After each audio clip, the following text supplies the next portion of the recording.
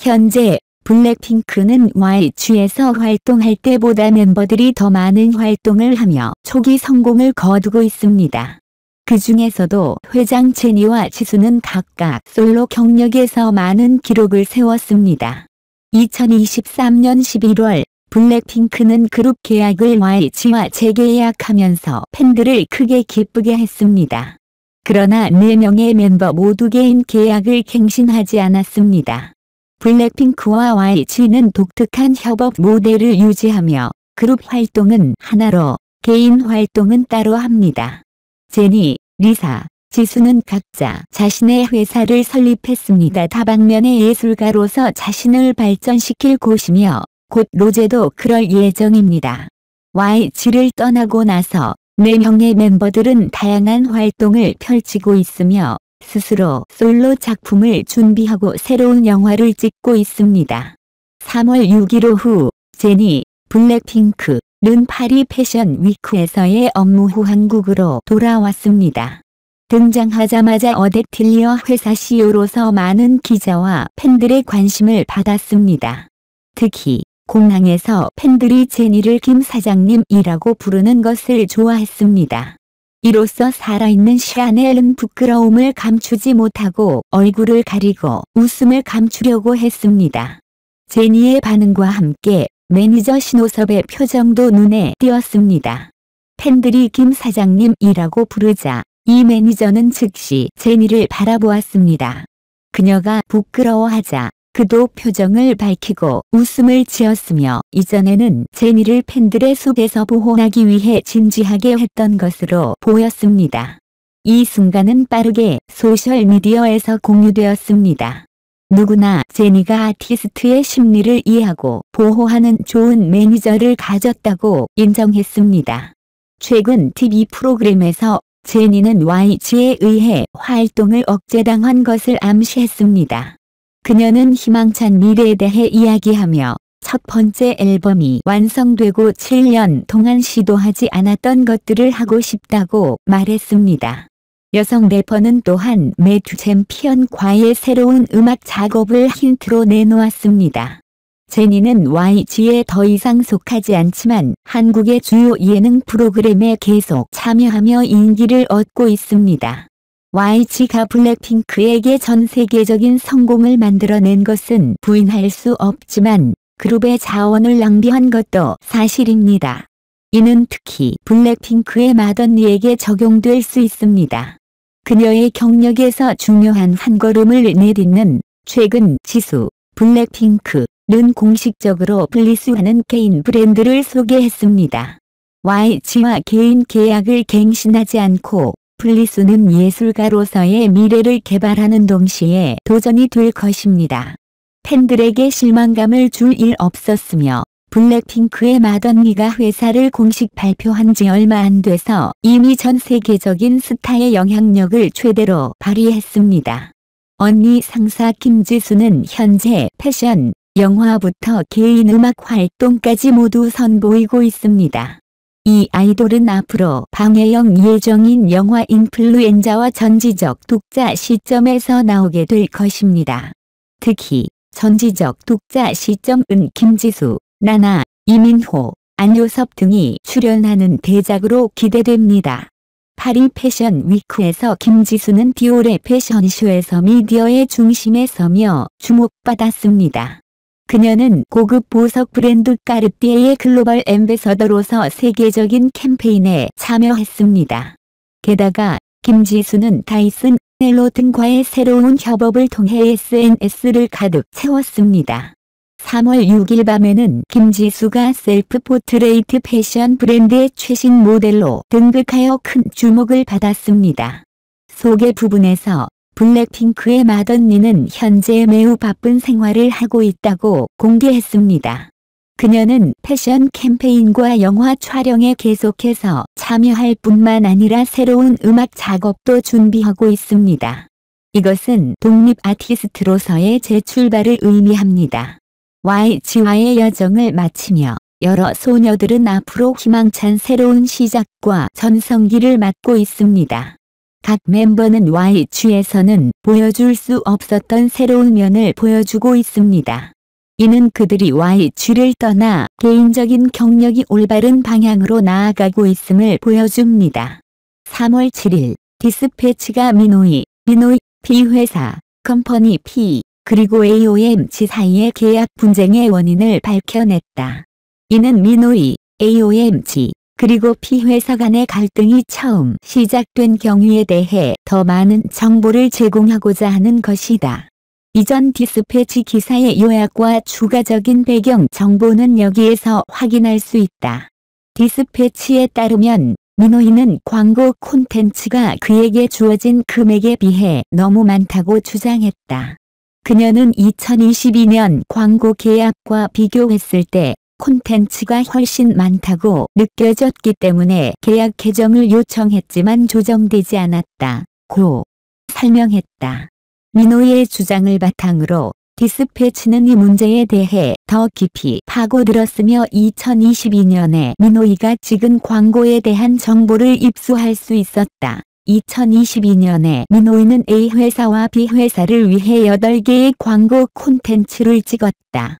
디스패치는 또한 그녀가 A회사와 B회사를 위해 찍은 콘텐츠에 대한 정보도 입수했다.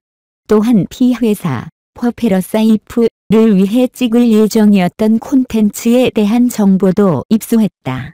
A회사와의 광고는 6개월에 걸친 1회성 계약으로 1억 4천만 원, 약 10만 5,733달러이었다.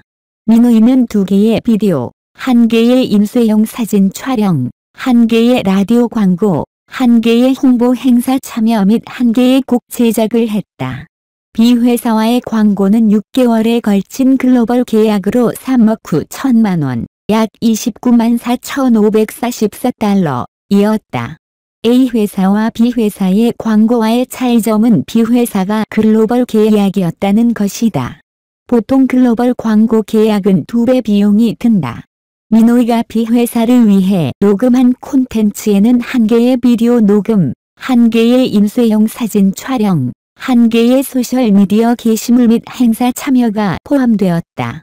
퍼페러사이프와의 광고 계약에 따르면 미노이의 업무는 1개의 비디오 촬영, 1개의 인쇄용 사진 촬영, 그리고 1개의 인스타그램 게시물을 포함하여 2억 원, 약 15만 1,884달러의 금액으로 이루어졌다.